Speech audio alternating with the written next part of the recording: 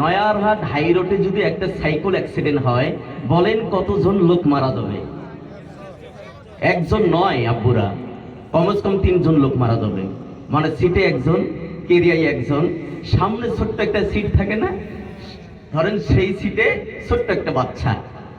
তাহলে যদি একটা সাইকেল অ্যাক্সিডেন্ট হয়, বেশির বেশি লোক মারা গেলে কয়জন লোক মারা যাবে? 3 জন লোক। ঠিক না বেঠিক? কারণ সাইকেলের দাম কম, এর ক্ষতিও কম।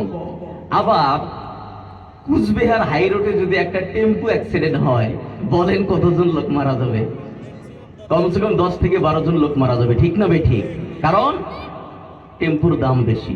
সাইকেলের দাম 5,000 টাকা, আর টেম্পুর দাম 4 লাখ 4.5 লাখ টাকা। সেই জন্য এর দামও বেশি, এর ক্ষতিও বেশি।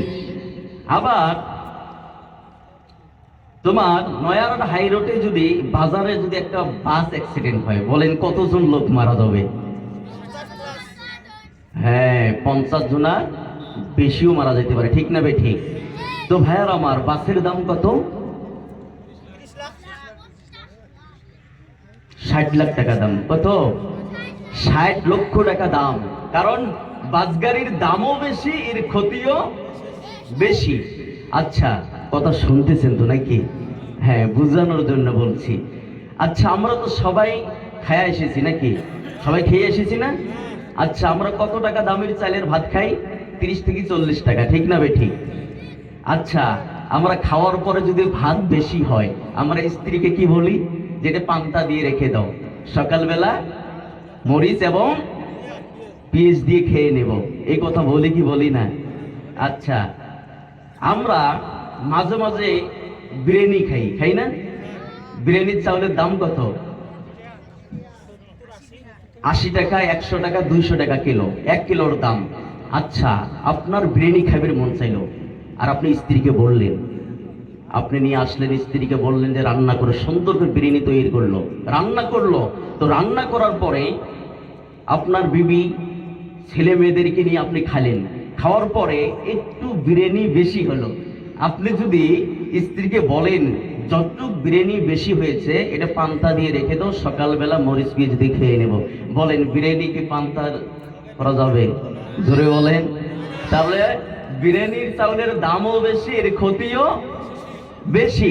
তো প্রিয় যুবক ভাইয়ের আমার, এই পৃথিবীতে যতগুলো প্রোগ্রাম হচ্ছে, যতগুলো মাহফিল হচ্ছে, সব থেকে দামি মাহফিল, দামি প্রোগ্রাম হলো কোরআনের প্রোগ্রাম। কথা বলেন ঠিক না বেঠিক? কোরআনের মাহফিল হলো এই পৃথিবীতে সব থেকে দামি। ঠিক না? এই মাহফিলে বসলে জীবনের সব গুনাহ মাফ করে দেন আল্লাহ। সুবহানাল্লাহ বলেন।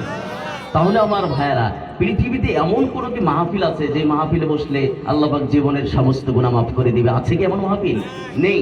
কিন্তু কোরআনের মাহফিল এমন একটি মাহফিল, দ্বীনি মাহফিল এমন একটি মাহফিল, এই মাহফিলে বসার সঙ্গে সঙ্গে আমার ভাইয়েরা, বাতি জ্বলাইলে যেমন নিচে আর আধার থাকে না, নিচে আধার থাকে, বাতি জ্বালাচ্ছে নিচে আধার আছে। তাইলে ভাইয়েরা, যেই মানুষটি এই মাহফিলে বসবে, বসার সঙ্গে সঙ্গে আমার বন্ধুগণ তার জীবনের সমস্ত গুনাহগুলো রব্বে করিম আল্লাহ রাব্বুল আলামিন মাফ করে দেন। সুবহানাল্লাহ বলেন। তার আমার ভাইয়েরা, তাহলে এই মাহফিলের মতো দামি মাহফিল আর পৃথিবীতে নেই।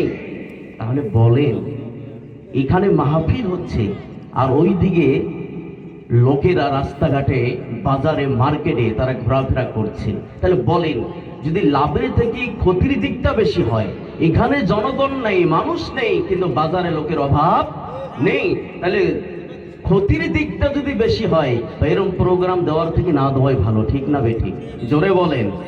ভাই, আগামীর থেকে বিজ্ঞাপনের নিচে লেখা থাকবে মাহফিলে কোনো দোকানপাট চলবে না।